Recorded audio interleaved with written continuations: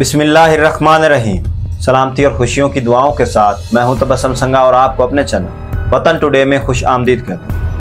आए दिन जी ना सिर्फ पाकिस्तान में बल्कि पूरी दुनिया में ही जो है क्राइम्स होते रहते हैं। सबसे पहले तो मैं जो है आपको आज जो बताऊंगा कि क्राइम्स क्या होता है, क्राइम्स क्यों होते हैं, कौन से कंट्रीज़ में क्राइम रेट ज़्यादा है, कौन से कंट्रीज़ में क्राइम रेट कम है, और थोड़ा सा जो है डिफरेंस में पाकिस्तान और इंडिया के दरमियान भी बताऊंगा कि पाकिस्तान और इंडिया का जो क्राइम रेट है उसमें कितना डिफरेंस है।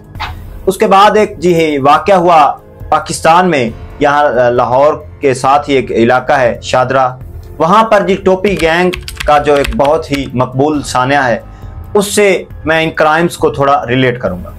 तो सबसे पहले मैं आपको बताता हूँ कि क्राइम्स क्या होता है। कोई भी ऐसा जो है काम जो आप कानून की खिलाफ वर्जी करते हुए करते हैं, जो है किसी भी आप शहरी से करते हैं, इसमें जो है वाइट कॉलर क्राइम आ जाता है, क्राइम अगेंस्ट पीपल आ जाता है, यानी कि जो काम कानून की खिलाफ वर्जी करते हुए करें।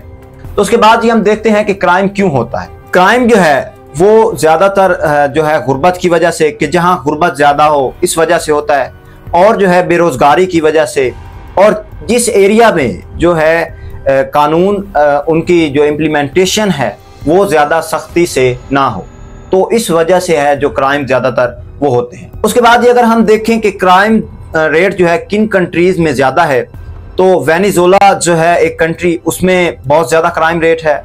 पापुआ न्यू गिनिया जो कि अफ्रीकन कंट्री है, उसमें बहुत ज़्यादा, और स्विट्ज़रलैंड और जो जापान है, इनमें क्राइम रेट जो है वो कम है।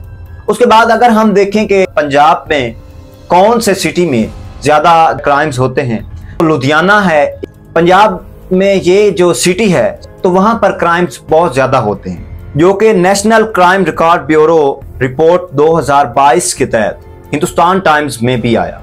और रेट पाकिस्तान और इंडिया का जो है कितना कितना है, अगर हम देखें लेवल ऑफ क्राइम, तो जो पाकिस्तान में है वो 46.34 है और इंडिया में 46.29 है।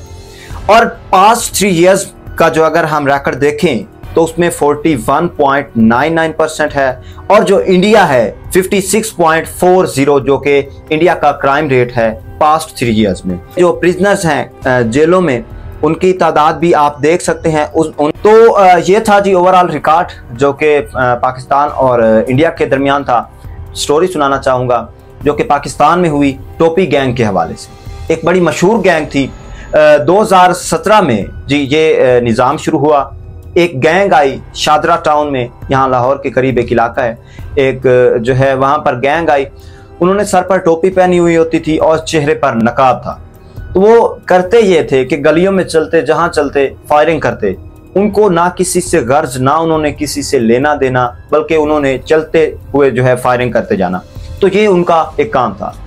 होता अक्सर यूं है कि जब भी कोई जो है हम कह सकते हैं कि सीरियल किलर क्राइम करता है या कोई भी मर्डरर जो है क्राइम करता है, तो वो उसका बाज़-औक़ात हम कह सकते हैं कि उसका ये पॉइंट ऑफ व्यू होता है कि जो मैं क्राइम करूं मैं पहचाना जाऊं या मेरा जो है खौफ फैले। तो उन पंजाब पुलिस की रिपोर्ट दर्ज की गई। उनका ये कहना था कि जो है उनका ये पॉइंट ऑफ व्यू था कि लोग हमसे डरें। टोपी गैंग को बहरहाल जो है 2017 से 2019 तक पुलिस से जो है मुकाबला करते करते इतना अर्सा हो गया और आखिरकार वो उनका निज़ाम ख़त्म कर दिया गया और टोपी गैंग ख़त्म हो गई। कौन ऐसे छलावे हैं जो अचानक कहीं से निकल आते हैं?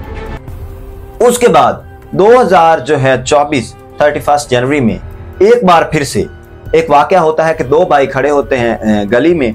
एक को जो है गोली मार के ज़ख्मी कर दिया जाता है और दूसरे से जो है वो ज़ख्मी होने से बच जाता है, उसको गोली नहीं लगती और उनसे बाइक छीन लेते हैं।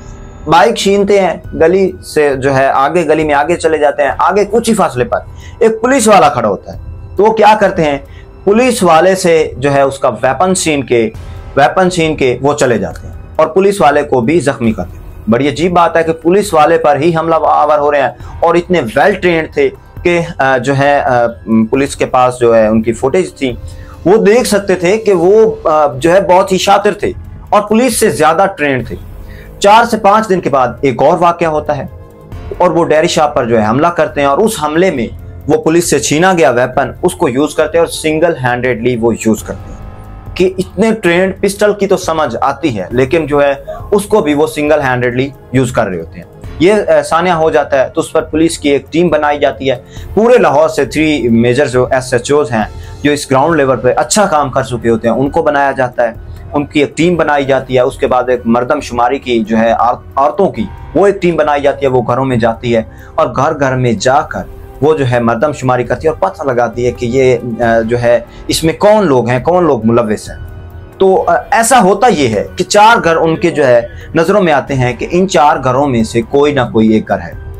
ये मर्दमशुमारी हो रही होती है और ऊपर से वारदात पे वारदात। ये सीन चांद रात वाले दिन जो है एक और वाकया होता है, जो है एक बाप अपनी बेटी के साथ 17 साल उसकी बच्ची की उम्र बताई जा रही है, जो कि दही लेने के लिए आता है या जो भी सामान रोजा रखने के लिए जो है वो सामान ले रहे होते हैं और उनके ऊपर हमलावर होते हैं। उसमें से बच्ची को जो है जख्मी कर दिया जाता है, वो तो उसको मार दिया जाता है और बाप जख्मी हो जाता है। थोड़ा आगे जाकर गली की नुक्कड़ पर जो है एक लड़का शहरोज खड़ा होता है, बकौल पुलिस उसको इसलिए मारा जाता है कि वो पुलिस को उन लड़कों की रायकी दे रहा है, इस वजह से उनको भी मार दिया जाता है। पुलिस हैरान और परेशान कि जो है हमें ही मारा जा रहा है, पुलिस वालों पर ही अटैक किया जा रहा है, क्योंकि उससे अगले दिन फिर एक दफा पुलिस पर ही अटैक करते हैं और एक लड़के को जो है पुलिस कांस्टेबल को वो शहीद कर देते हैं।